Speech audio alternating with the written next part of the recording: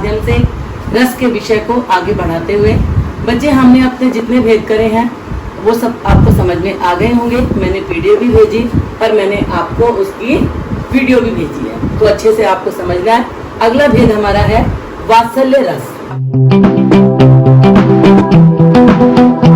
वात्सल्य जैसे कि बच्चे होता है माता पिता का संतान के प्रति जो स्नेह होता है उसे वात्सल्य कहते हैं। यही वात्सल्य स्थायी भाव जब विभाव, अनुभाव और संचारी भावों से युक्त होकर रस रूप में परिणत हो जाता है तब वात्सल्य रस कहलाता है। अब इसके अवयव देखो बच्चों, स्थायी भाव क्या होगा, वही वात्सल्य। आश्रय माता पिता, आलंबन और विषय क्या होगा, पुत्र या संतान। उद्दीपन क्या होगा, संतान के प्रति के क्रियाकलाप। अनुभाव हंसना, प्रसन्न होना, बच्चे को चूमना, चाटना, दुलारना आदि। संचारी भाव में क्या होगा बेटे, हर्ष, मोह, चपलता, उत्सुकता आदि। अब इससे अगला जो भेद हमारा, इसका उदाहरण समझाती हूँ सबसे पहले बच्चे मैं आपको।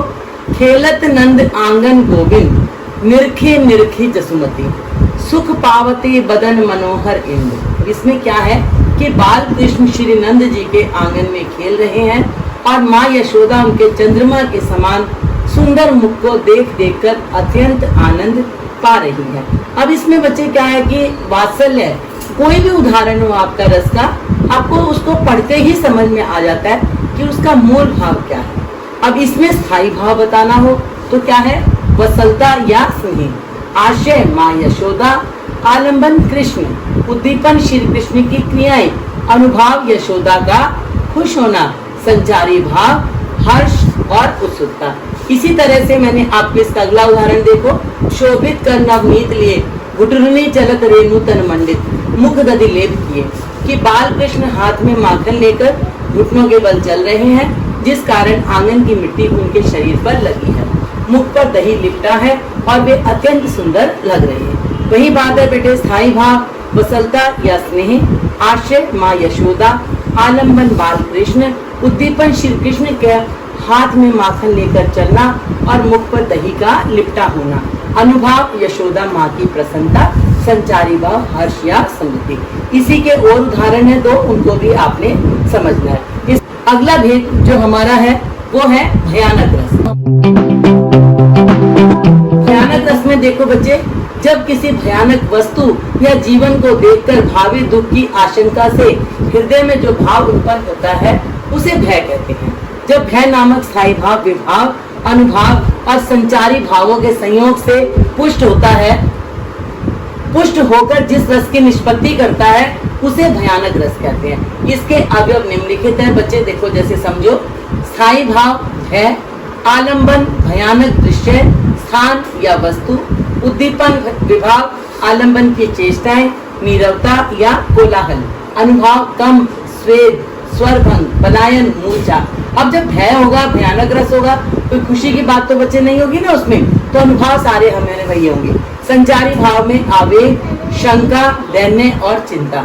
इसका दूसरा उदाहरण देखो। एक और अजगर गही लकी, एक और मृगराय विकल बटोही, बीच में पर्यो मूर्छा खाए।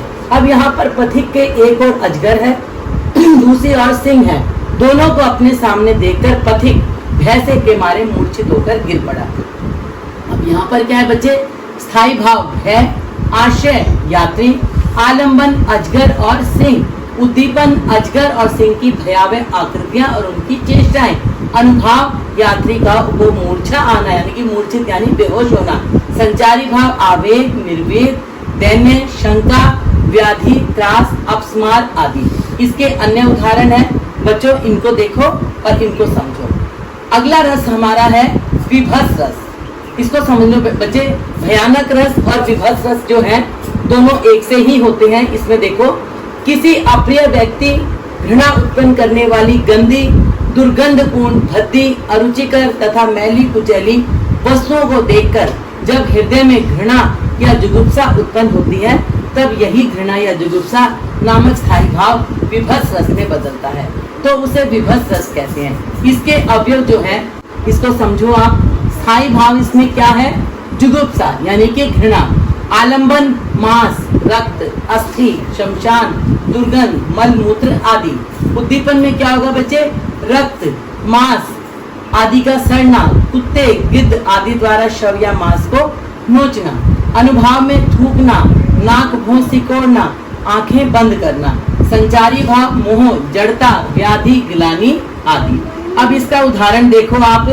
सिर पर बैठे हो काग, आंख दो खात निकारत, खींचत जीभ सयार अति आनंद उर्धारत, गीध जांग को खोदी खोदी के मांस उपारत, स्वान अंगुरनी काट काट के खात बिदारत। अब यहाँ पर क्या है कि यहाँ राजा हरिश्चंद्र शमशान घाट के दृश्य को देख रहे हैं। शमशान में कैसे जीव जंतु शव के मांस को नोच नोच कर खा रहे हैं और आनंद का अनुभव करते हैं। अब स्थायी भाव बचे वही जुगुप्सा या घृणा। आश्रय में दर्शक, दर्शक कौन है? हरिश्चंद्र। आलंबन मुर्दा है, मांस है और शमशान का दृश्य। उद्दीपन में गीत, सयार, कुत्तों आदि का मांस नोचना और खाना, और अनुभाव में राजा हरिश्चंद्र का इनके बारे में सोचना। संचारी भाव मोह, गिलानी, आवेग, व्याधि आदि। इसी के मैंने अन्य उदाहरण दिए बच्चे, ये सारे आपको करने हैं और समझने हैं। आज का होमवर्क मैं आपको इतना ही दे रही हूँ। पीडीएफ भी मैंने आपको भेजा है। ये सारा काम आपने नोटबुक में करना है, और जैसे कि मैं आपको समय समय पर कहती रहती हूँ कि आप समय पर काम भेजेंगे, अपना नाम, क्लास, रोल नंबर, कक्षा सारे आदि इसमें लिखेंगे। बाकी के जो भेद रह गए हैं वो अपनी कल की वीडियो में। आज के लिए